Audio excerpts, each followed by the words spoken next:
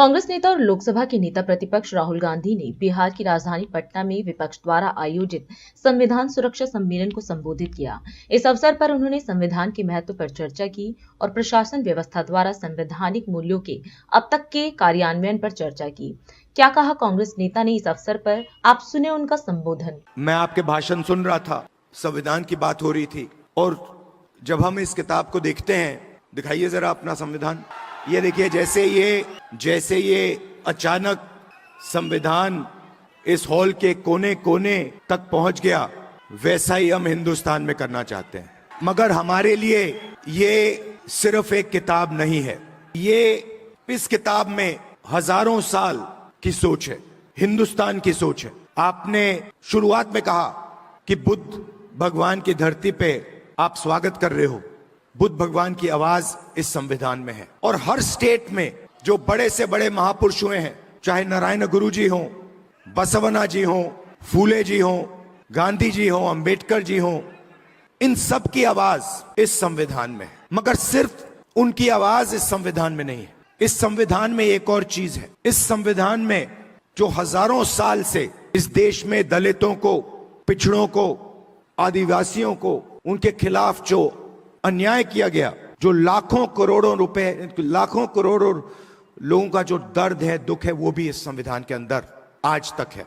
और इस संविधान ने उस दर्द को पूरी तरह नहीं मगर थोड़ा सा कम किया है। आज मैं यहां जब आ रहा था, गंगा जी की ओर मैंने देखा, गाड़ी में बातचीत हो रही थी, और मैं सोच रहा था कि ये लगती तो एक नदी है, मैं इसको देख रहा हूं, एक नदी दिख रही है, मगर इसका पानी, इस नदी का पानी सब जगह है। अगर आपने आज सुबह पानी पिया तो वो आपके अंदर है, आपके खून में है। अगर आपने आज सुबह रोटी खाई तो उस रोटी में था। वैसे ही ये इस संविधान का विजन वही था। हम चाहते थे कि जैसे गंगा का पानी सब जगह जाता है, वैसे ही विजन था कि इस संविधान की जो सोच है वो हिंदुस्तान के कोने कोने में, हिंदुस्तान के हर व्यक्ति के अंदर, हर संस्था के अंदर जैसे गंगा का पानी जाता है वैसे जाए। और कुछ दिन पहले कि गंगा गंगोत्री में नहीं शुरू हुई। हिंदुस्तान को आजादी 15 अगस्त 1947 को नहीं मिली, बाद में मिली।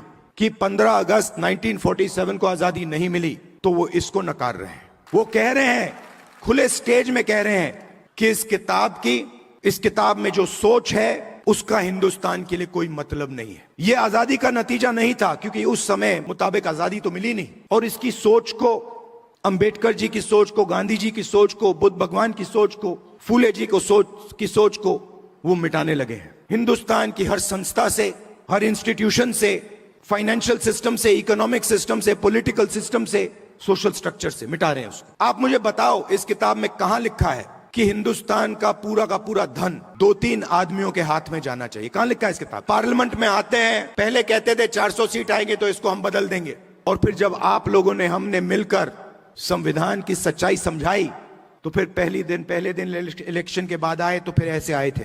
मगर चाहते थे कि मैं उसको उठा के फेंक दूं, मगर हिंदुस्तान की जनता ने कहा, भैया अगर आपने सिर पे नहीं रखा तो हम तुम्हें उठा के फेंक देंगे। मैं आपको 2-3 आंकड़े देना चाहता हूं। सबसे पहला आंकड़ा, आपने रिप्रेजेंटेशन की बात की, आपने कहा कि पॉलिटिकल रिप्रेजेंटेशन होना चाहिए। आज के हिंदुस्तान में एमएलए के पास, मेंबर ऑफ पार्लियामेंट के पास कोई पावर नहीं है। पिछड़े वर्ग के एमपी से, दलित एमपी से, आदिवासी मेंबर ऑफ पार्लियामेंट से, वो मुझे कहते हैं, भैया हमें पिंजरे में बंद कर यहाँ टांग रखा है।